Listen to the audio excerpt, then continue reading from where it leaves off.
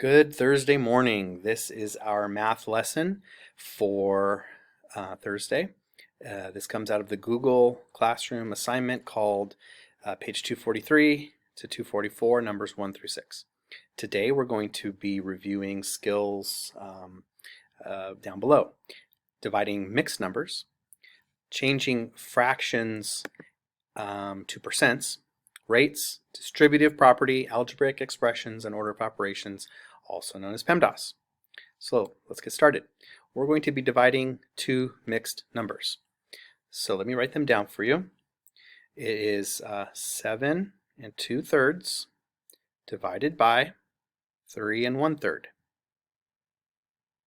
So as you know, we cannot divide mixed numbers.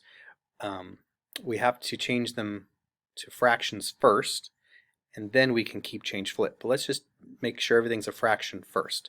So just a review of that. Remember, I need to multiply the denominator times the whole number and then add it to the numerator. So 3 times 7 is 21 plus the top is 23.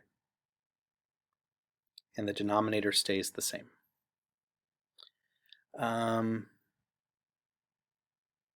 Then I am going to change the 3 1/3, same situation, going to multiply and add. Okay, so 3 times 3 is 9 plus 1 is 10, so I have 10 over 3. Okay, now I need to keep, change, flip. Keep, change, flip. Okay, so 23 over 3, keep. Change the sign from divide to multiply. Flip. The 3 goes on top, 10 goes on the bottom. Now I can simplify. Is there any top with any bottom that can be cross-canceled? Yes, these two 3's can both be divided by 3. So if I divide them both by 3, they become 1's. So now if I multiply straight across, I get 23 over 10. And if I simplify that, 10 goes into 23 twice with 3 remaining. So my answer for number 1 is 2 3/10, and this is how you divide two mixed numbers. Let's move on to number 2. Number 2 is asking us to write 3/4 as a percent. So basically when you have 3 over 4, a fraction, and you want to change it to a percent, you're just going to take the first number, which is 3, the top number, and you're going to divide it by the denominator, the bottom number.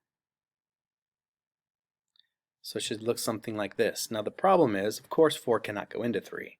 So what we have to do is add a decimal and a 0. Now we can go into 30. So we put the decimal on top, right above where it is down below. Okay, 4 goes into 30 7 times. I'm going to change colors here. 7 times. 7 times 4 is 28. I subtract, I get 2. But I'm not done. I can add another 0 and drop it, and now I can go into 20. 4 goes into 20 5 times. So now I'm down to 0. So I have 0.75. And as you may recall, when I want to change that to a percent, I move the decimal 2 times to the right, and that becomes my percent. So 3/4 as a percent is written this way. You would divide the numerator by the denominator to get your percent. Okay, hope that helps. Let's move on to the next one. Number 3. The school store sells 2 bags of popcorn for $1.50. At that rate, what would be the cost of 8 bags? So I'd recommend on this one to draw a table. And I'm going to put bags here and cost here. Okay, so they're telling us if we buy 2 bags of popcorn, it will cost $1.50.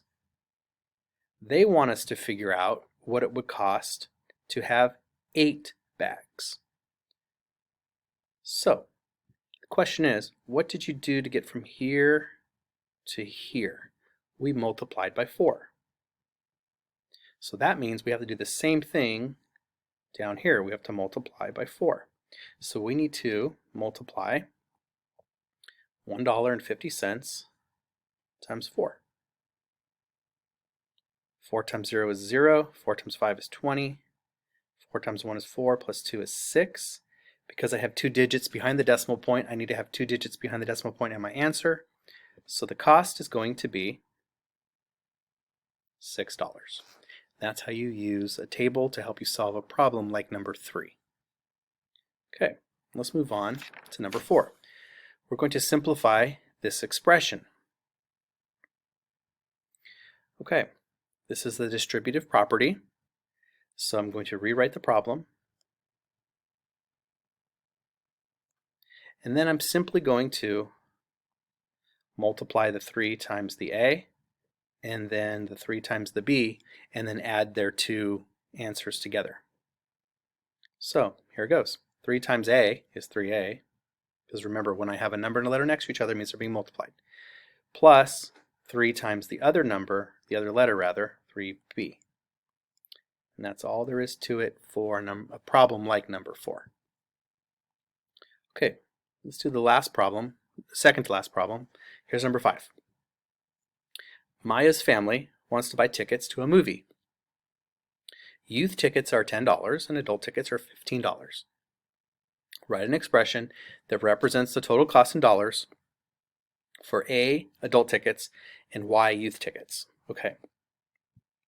So I'm just going to write a little reminder to myself of how much it costs for each person. So the adults are $15 and the youth tickets are $10. Okay, so I'm going to buy A, adult tickets.